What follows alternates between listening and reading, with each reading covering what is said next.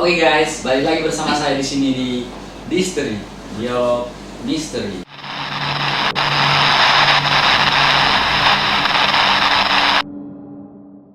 Oke, kali ini pada kesempatan kali ini kita kedatangan narasumber ya, yaitu Mas Awan.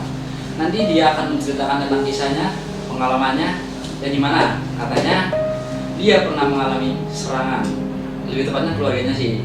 Nah, nanti akan dijelaskan lebih jelas oleh Mas Awan langsung. Nah, Mas Awan apa kabar? Alhamdulillah baik. Nah, saya mau tanya, itu awal mula kejadian yang kata Mas Awan diserang itu gimana? Sebenarnya cerita ini udah lama sih mas, udah dari tahun 2016. Nah asal mulanya itu asmara mas. Ya, jadi kakak saya mau menikah, tapi ada perempuan lain suka sama calon kakak saya. Mungkin dia mengambil jalan yang instan, pengen kakak saya mati, dan pengen nikah sama calon kakak saya. Ya, jalur yang tidak direstui Tuhan. Nah, pada waktu itu sebelum puasa mas, sebelum puasa kakak saya bermimpi. Di mimpinya itu didatangi 3 sosok, 2 perempuan, 1 laki-laki. Mimpinya itu kakak saya diikat, kakak saya mau dibawa ke suatu rumah yang kosong, tetapi kakak saya itu berontak. Namun pada saat itu kakak saya sambil ngikut.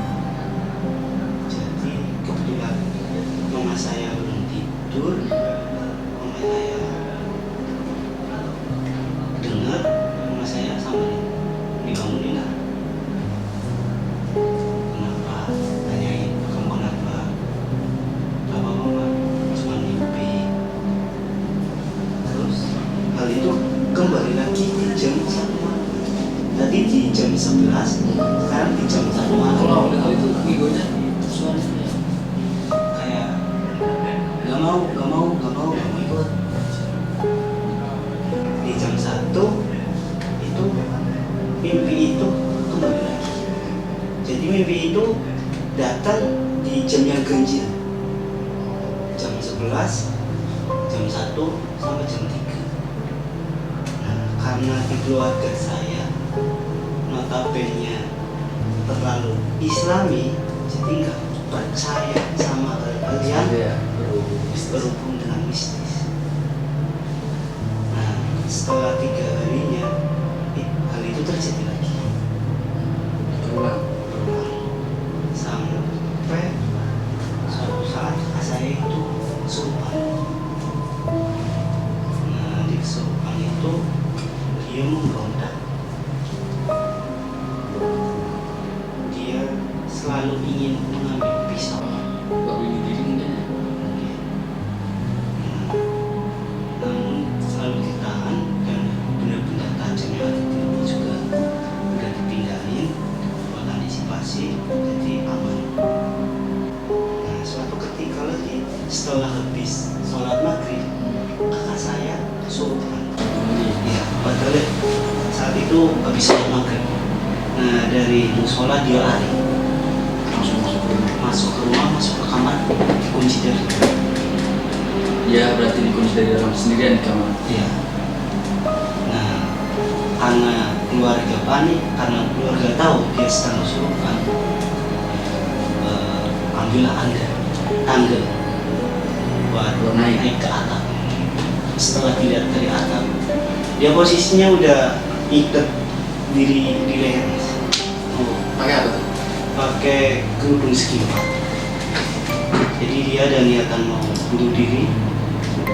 Si makhluk itu ada niatan untuk membunuh kakak saya. Ya, karena emang situasinya sudah sangat darurat, kakak saya yang nomor 3 itu terjun dari atap. Loncat dari atas. Iya, masuk ke kamar buat buka pintu. Ya, setelah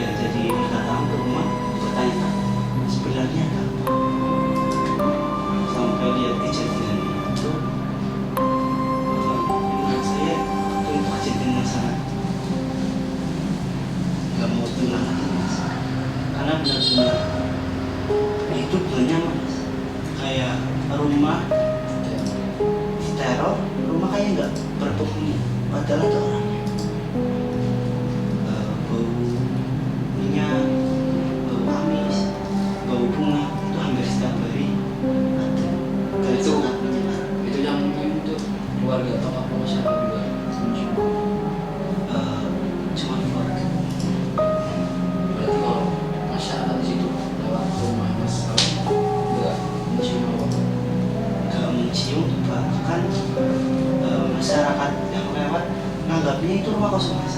Oh, berarti jadi mata dari mata masyarakat itu menganggapnya rumah kosong. Padahal dalamnya ada keluarga masyarakat. Iya, ada berpenghuni tapi masyarakat melihat itu rumah kosong, rumah yang udah lama ditinggal oleh penghuni. Nah, ada suatu kisah nih ya mas. Ada teman saya datang main, cuman karena keadaan rumah saya lagi seperti itu, saya nggak berani diajak ke rumah. Saya ajak main di depan rumah saya. Kebetulan juga ada warung, di situ jualan barang.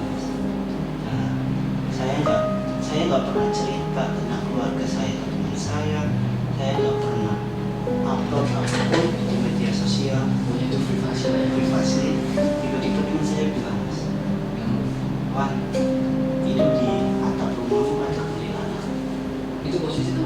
Malam apa? Posisi jam 10 malam. Ya. Karena saya pengen nutupin, saya bilang, Kak, nggak mungkin percaya.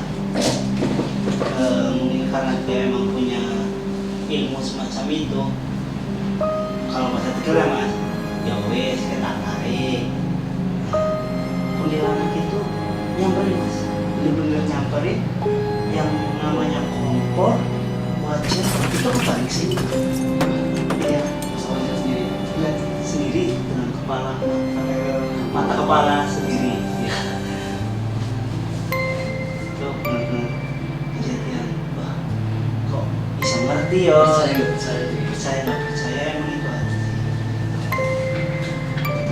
Terus juga pas awal-awal tadi sebelum kakak saya kesurupan, ada juga tetangga yang lihat katanya itu ada bebek berapi mas terbang di atap rumah saya. Kata orang Jawa itu emang kiriman. Nah, karena rumahnya emang udah gak nyaman, kami sekeluarga pindah. Ini dari rumah. Ya, ngungsi ke rumah om. Nah, terus saya kira, keluarga kira nggak akan terjadi. Ya, ternyata malah pindah ke rumah om. Berarti emang incer kakak Mas Awannya ya? Iya. Di situ emang benar-benar bingung harus ngapain lagi. Segala cara udah dilakuin, ikhtiar yang udah, pakai tangan medis juga udah. Kan waktu itu hanya bisa berdoa sih mas. Semoga Allah bisa memberikan jalan yang terbaik buat keluarga kami. Yang menjelang 40 hari itu udah mulai auranya berbeda mas. Yang dulunya yang bisa mencium bau amis, yang dulu itu cuman keluarga, sekarang masyarakat juga ikut. Setiap masyarakat yang lewat di depan atau di samping rumah saya mencium. Kemudian cuma konon katanya setelah kejadian itu yang ngirimin itu orang banyak. Saya kurang tahu meninggalnya karena emang dia pernah ngirim tetapi gagal buat ngirim kakak saya. Kemudian yang dikirim itu kembali ke dia atau emang udah takdir Tuhan, saya nggak tahu. Yang penting ya, nah karena Irfan masih tetangga mas yang ngirim. Ya masih tetangga, masih satu RT. Kembali lagi ke topik awal mas, ke tadi kakak saya. Di situ sekeluarga udah frustasi banget mas. Saya kakak saya yang udah hampir mati lah.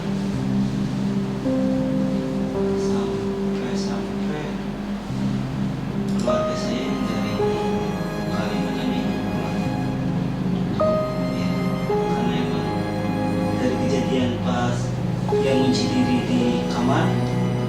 Mulai dari itu warga kalau setiap habis maghrib datang ke rumah kunci. Berarti setelah kamu ya, setelah rumah sakit kan katanya diikuti oleh sosok Boyo sampai rumah. Ya, Nah itu berarti setelah itu sudah tidak mengalami kejadian lagi kesurupan. kalau kesurupan udah enggak, cuman bau-bau bisnisnya itu masih ada. Karena emang kalau seorang manusia udah pernah kesurupan, ibarat katanya itu pintunya udah kebuka. Jadi gak harus jin yang kiriman yang bisa masuk. Kalau emang di sekelilingnya emang ada jin dan dia muslim, dia bisa masuk. Jadi lebih ke hati-hati bagaimana kakak saya bisa mengontrol itu. Ada imbas lain nggak untuk keluarga setelah kejadian itu? Imbas paling fatal mungkin karena orang tua ya mas, kepikiran bapak saya jadi sakit dari sampai sekarang. Jadi yang seharusnya menjadi tulang punggung keluarga sekarang udah bisa gara-gara imbas dari Sakit apa? stroke. Terus keadaan keluarganya dalam kamu sekarang itu gimana? Keluarga yang nyerang saya itu sekarang udah berpencar-pencar karena dia kan nikah 3 kali. Kebetulan yang nyerang keluarga saya itu istri yang ketiga. Istri yang setelah nyerang keluarga saya, istri yang ketiga itu meninggal mas. Nah anaknya yang suka sama kakak saya itu udah nggak tahu pergi kemana. Kemudian sama istri yang kedua itu cerai. Malam hari ya? Iya, jadinya keluarga dia yang macam nggak karuan, nggak tahu juga. Nah, terus kakak kamu sekarang gimana keadaannya? Alhamdulillah kakak saya sekarang udah baik, sudah menikah, sudah punya anak 1. Anaknya itu gimana? Sehat apa? Mungkin karena dulunya kakak saya pernah mengalami kesurupan, sekarang ada imbas juga ke anaknya. Sekarang anaknya agak indigo. Karena sekecil apapun kadang dia merasakan sangat iya. Sampai kan rumah kakak saya itu bangun di depan kuburan. Sampai akhirnya nggak mau tinggal di situ. Karena emang selalu diganggu oleh sosok yang katanya itu mirip kuntilanak. Imbasnya ke anak. Mungkin kalau sudah diceritakan semuanya nasawan sudah ya? Kayaknya sudah. Soalnya dalam waktu 40 hari itu cuman yang paling sering itu kesurupan. Jadi berbagai macam jin-jin yang masuk, mulai dari kuntilanak, buaya, bahkan jin dari luar negeri ada. Jadi dia itu pakai bahasa Cina mas. Itu seriusan? Serius, sampai ditanyain pas kan setiap di rukyah kalau dia emang sudah kepanasan dia bakal cerita.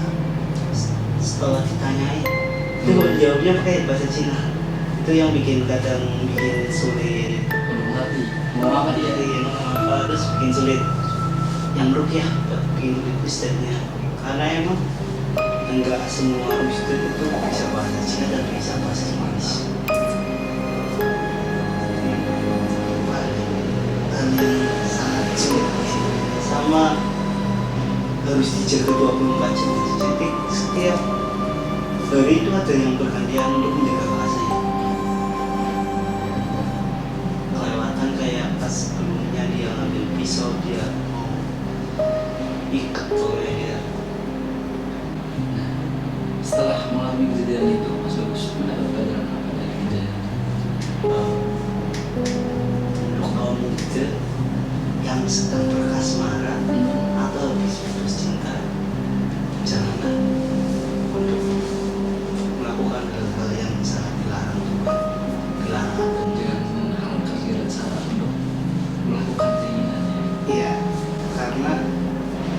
sebelum kita bertindak kita harus tahu dulu apa yang kita tindak ini betul sebab akibatnya. Nah, iya, karena itu bisa merusak keluarga orang lain dan juga Keluarga mereka sendiri. keluarga mereka sendiri. Dan karma itu yang berlaku. Oke, selesai sudah cerita dari narasumber kita ya Mas Awan. Dan terima kasih juga Mas Awan karena telah menyempatkan waktunya untuk bisa bercerita di tengah-tengah kita. Dan buat teman-teman juga terima kasih yang telah menonton sampai akhir. Jangan lupa like, comment, dan subscribe. Oke. Dan buat teman-teman juga yang mempunyai cerita pengalaman serupa dengan Mas Awan atau horor atau mistis lainnya, bisa komen di kolom komentar dan bisa juga DM di bawah ini. Oke. Mungkin itu dari kami.